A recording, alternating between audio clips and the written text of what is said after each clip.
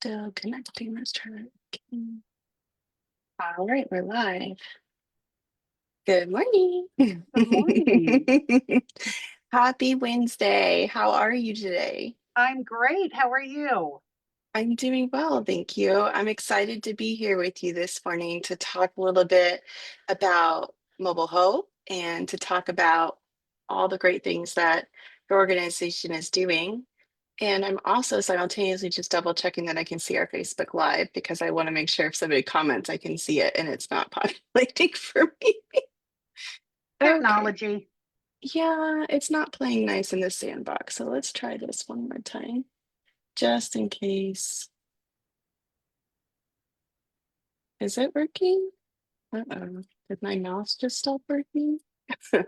Okay, it says we're live, Okay, but it also says that our connection timed out. So hang on one second.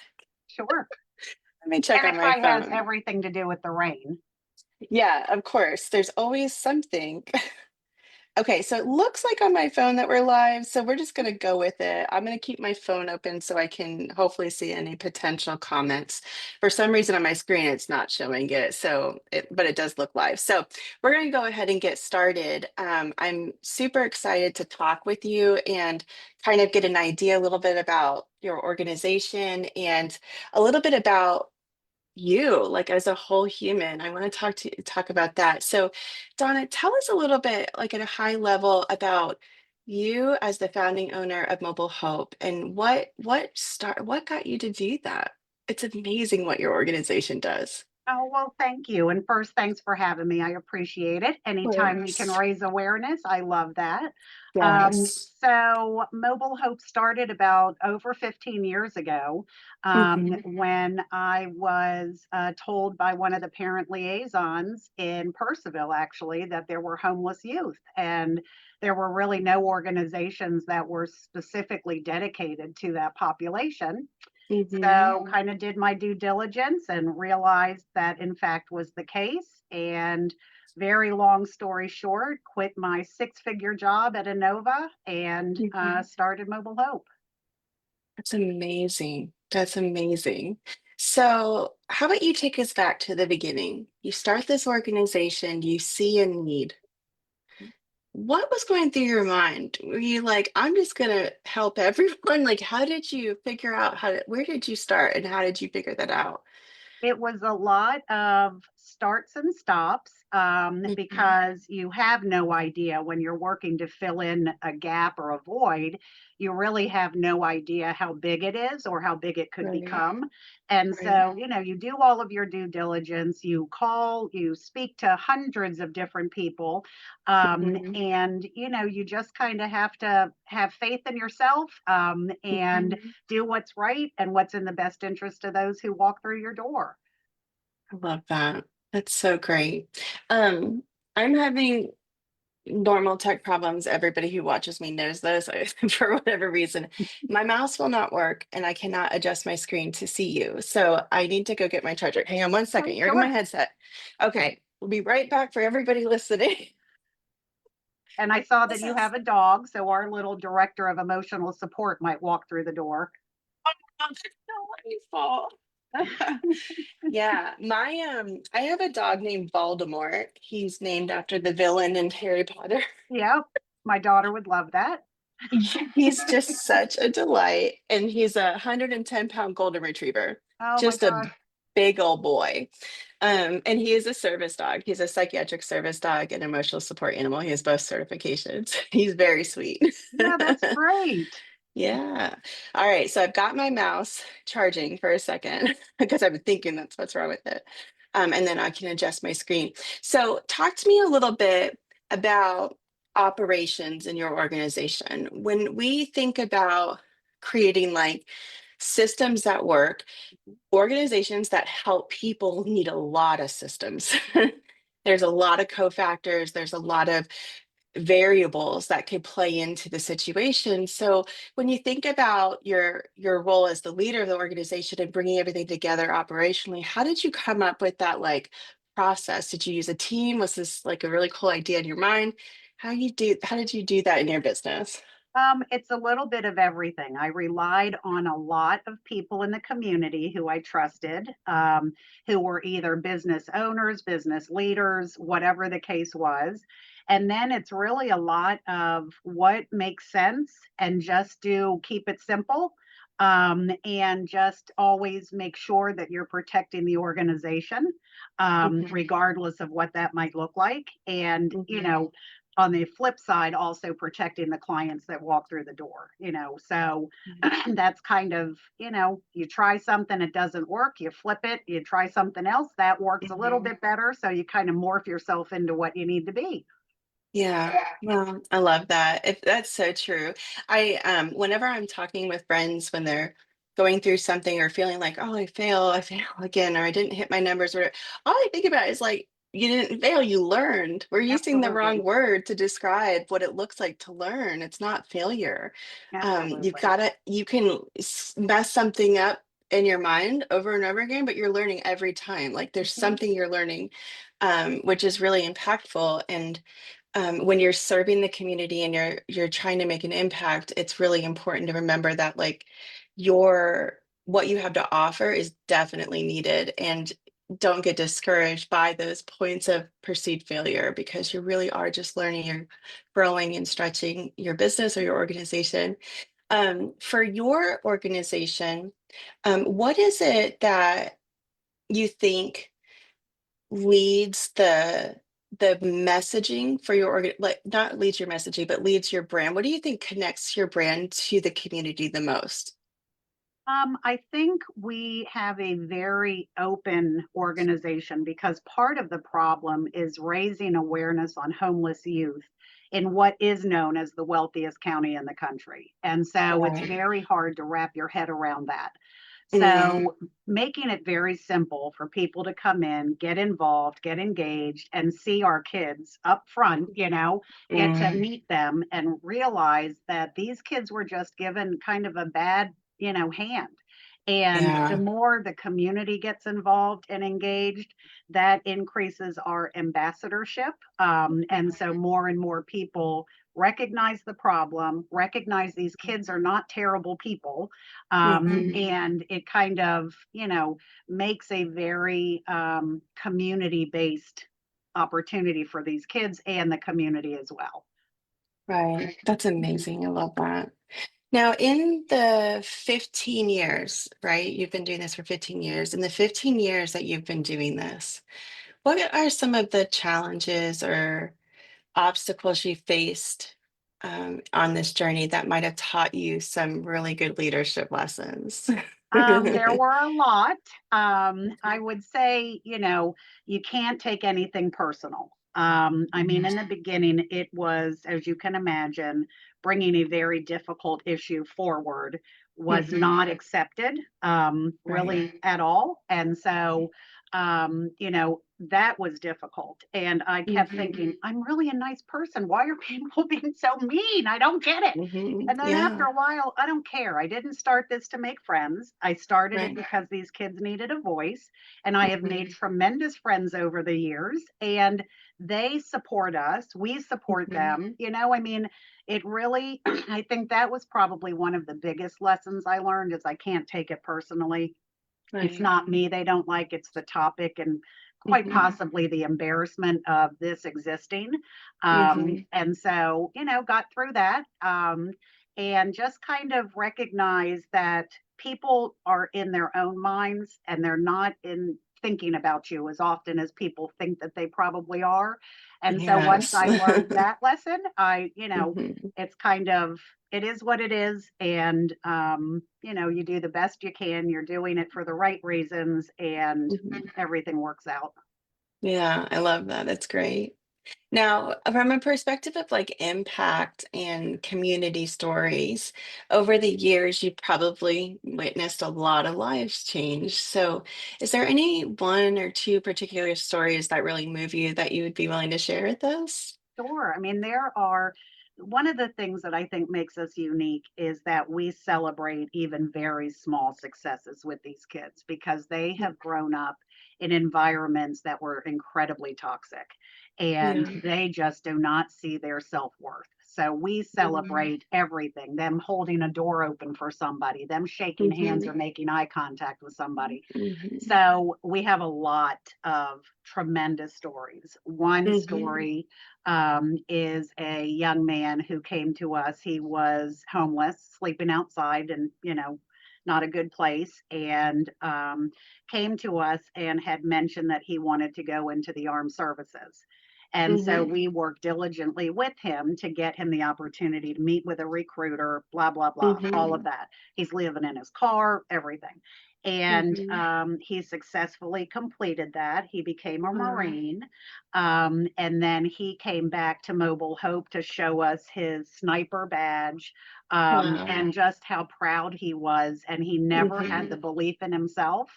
Um, and Oh. so I think, the successes here, we eat together, we take kids to, any event that is a gala or a fundraiser because we want them Mm-hmm. to have opportunities that my biological children had, that these kids did not.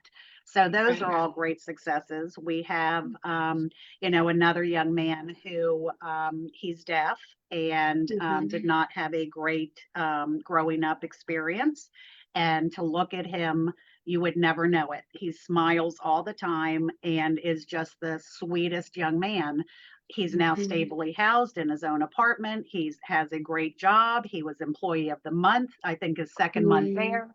So, and the one thing too that is so uplifting and humbling is when the kids celebrate the kids. I mean, they're Mm-hmm. all in this together. And so Mm-hmm. when one kid is succeeding, they recognize that and they, don't make the kid feel bad Mm-hmm. out of jealousy or Wow. whatever. So that's been really, a great experience. Mhm. There are just a lot of successes. That's amazing. I Mhm. love the impact. That's so good. Now, as a leader and business owner, nonprofit owner, is there any advice that you could give that would talk about staying true to your mission? I always feel like nonprofits do this way better than for-profits because they tend to be so attached to their why, where for-profits sometimes take the approach of, I don't think I need a mission or a vision. Right, Not always, but we see it a lot. And then we're like, actually, you do need some kind of compass. right. So talk to me a little bit about staying true to, your mission and navigating like the day-to-day realities in leadership. That's a great question because it's hard in the beginning. It's hard because you're trying to raise awareness not only on your brand, but on what Mhm. you do. So you Right. try not to say no because, more people who are involved and know what we do. But at the end of the day, you have to become a center of excellence for something. And Mhm. so for us, it's being that voice for homeless youth.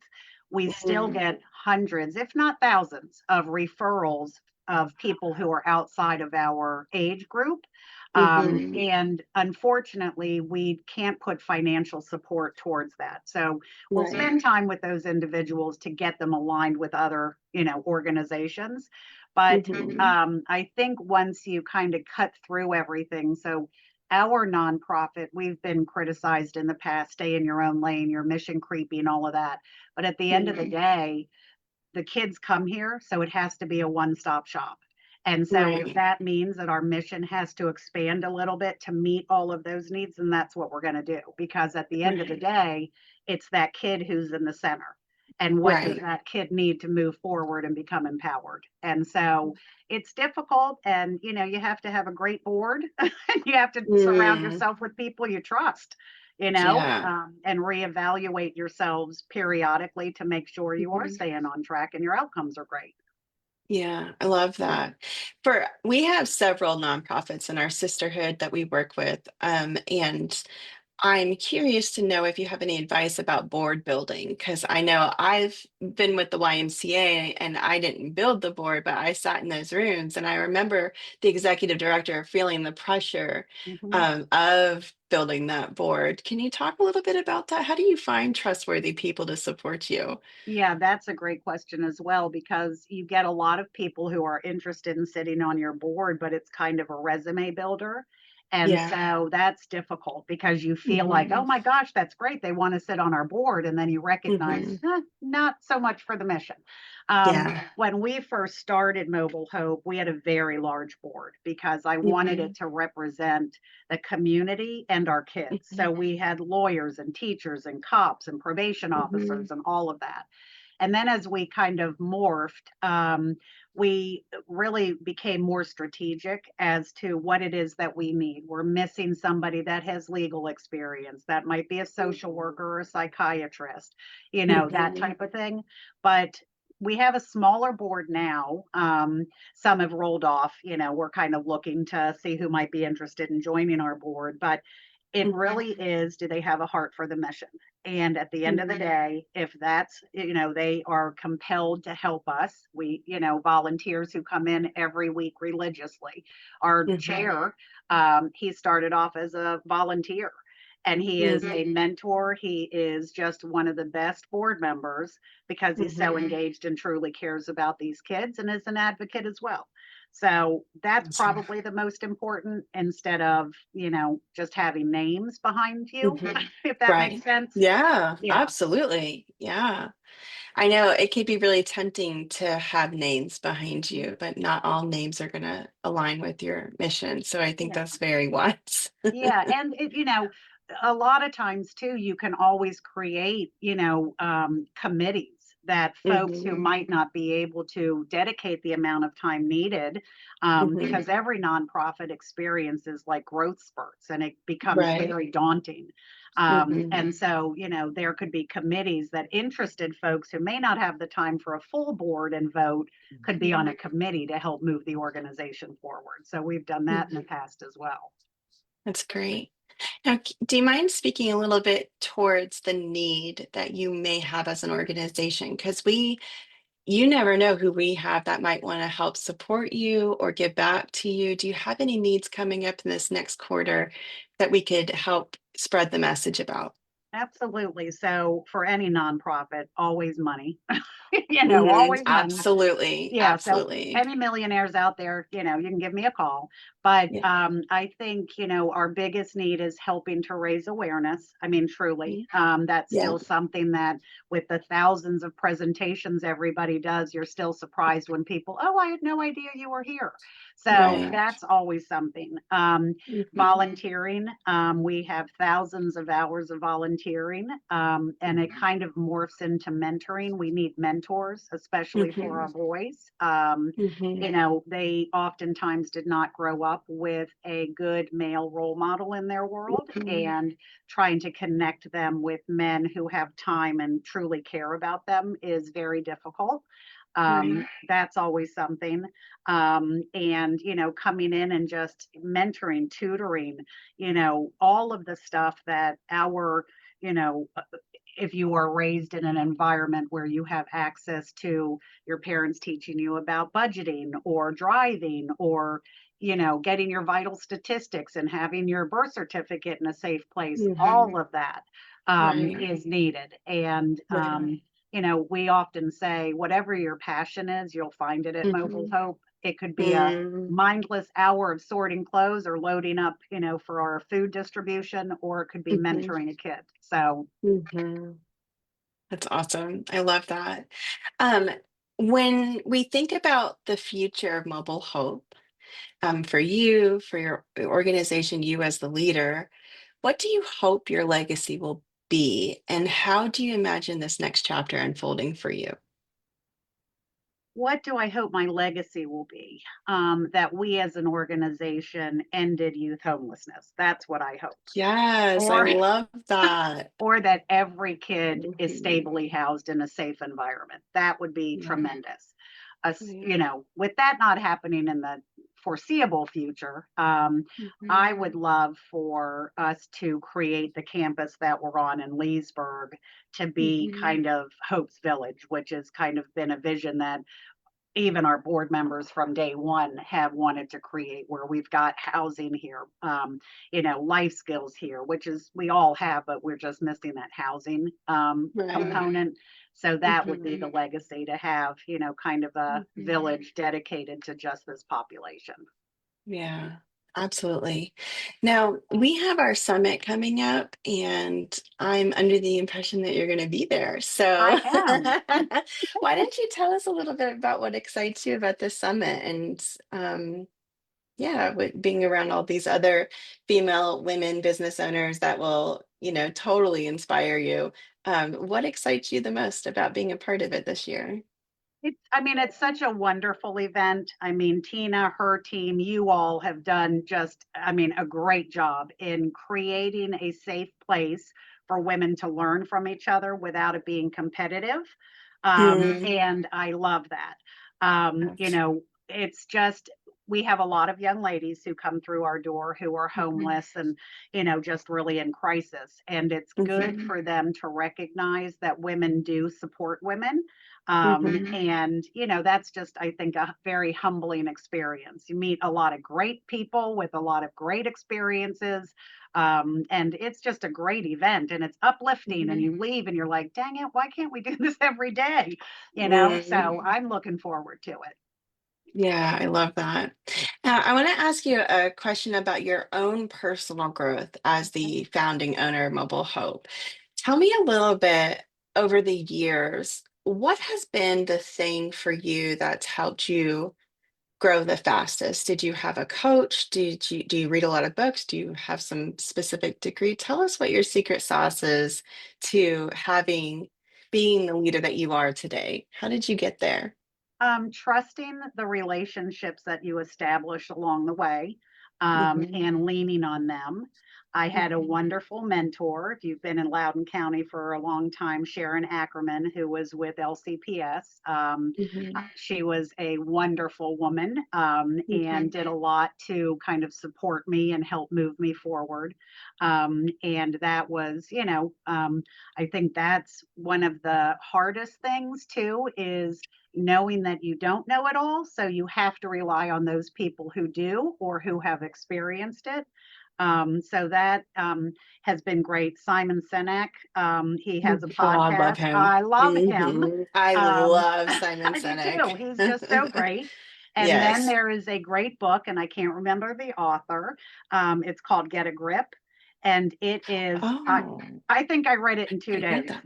Yeah, let me It's see if I can very look that up good. really fast. Get Yeah, it's a very, grip. very good.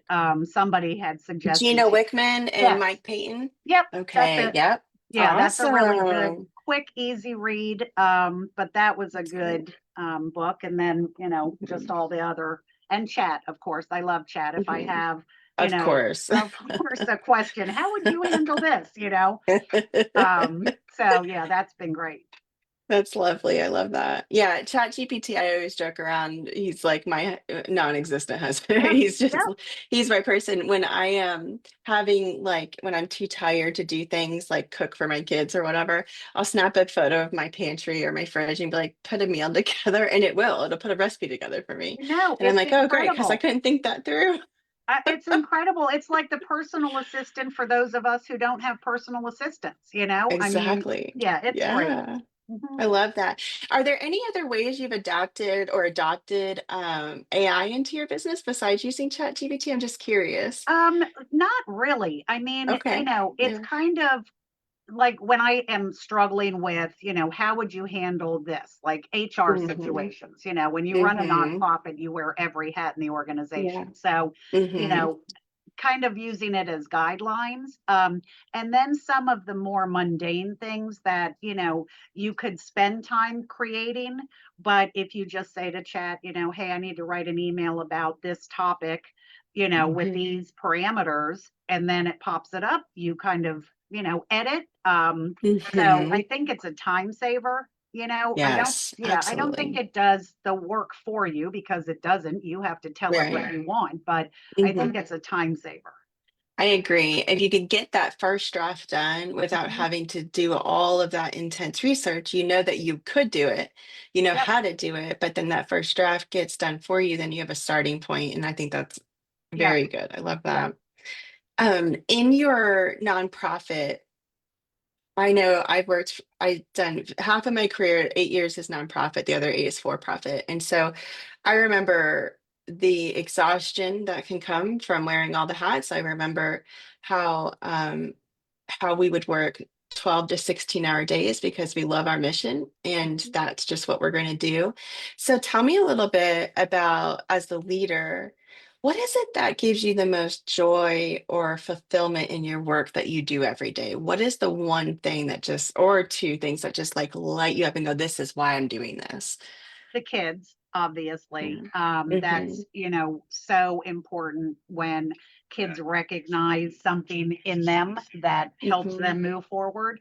That truly Mm-hmm. is such a great experience. And, they got housed or they passed a Mm-hmm. test or they're getting certified or finishing their GED. The other is seeing employees grow, Mm-hmm. based on where they want to go, what they want to do. It may not be here, but can we Mm-hmm. help, kind of create that path of what they want their career to be? So those are Mm-hmm. always, really great. And then I think Mm-hmm. for me, also it's the humbling support we get from the community. I mean, Yeah. it just is really heartfelt. And Mm-hmm. in this line of work, when it is very emotional and draining and, Mm-hmm. frustrating and all of that, to just hear nice words, from people Mm-hmm. every day or phone calls, or it helps, kind of get through Yeah. those rough days. Yeah, absolutely. That's wonderful. Now we're coming to the end of our little half hour. Is there anything else you'd like to share with us, Donna? I appreciate the opportunity. I would Mhm. say one of the things, if anybody is interested in getting involved, we have our Listen for the Honk bus run, Okay. which is our food distribution. We've Awesome. served, I think over 600,000 family members since COVID, millions of pounds of food. And that is a truly humbling experience for folks to go out and Mm-hmm. help distribute in marginalized neighborhoods. The other thing too is we have our big Christmas event coming up. So Awesome. our Christmas village is in December. We have Mm-hmm. Santa. We have food trucks and petting zoos, and Mm-hmm. we're gearing up for wrapping and decorating and all of that. So, and that's a Mm-hmm. great family event. I mean, families can volunteer with their kids. Right. That's awesome. Yeah. And for anyone who might be interested in looking at Mobile Hope, the web address is Yep. mobile-hope.org, correct? Yep. Okay, mobile hyphen. Yep. And so Mobile Hope with a hyphen in the middle.org. And you can go explore their website, kind of see, if you can read their annual report, you can go see how you can get involved, fill out some forms, whatever you feel like you need to do to get connected. And support the community. And we are just so grateful for the work that you do because Oh, it thank you. makes a huge impact. And our children deserve to have a positive start to life. I Like, do. at the bare minimum, they deserve to have confidence, they deserve to have care. Their basic human needs deserve to be met. Very much so. The work you are doing is impacting the future for the good. And that is so inspiring. And I'm Thank excited that we get you. to work with you at the summit Yeah. this year and support. And I appreciate you so much, Donna, for hopping on with me this morning for our Well, thank Wednesday you. Wisdom. It was great. I appreciate it. And I'm looking forward to Awesome. seeing you at the summit. I know we're going to see you. It's like a week away, a little over a week. So A if you little haven't over a bought your week. tickets, last call. Yep. Last call. It's next Friday. So Yeah. hurry up.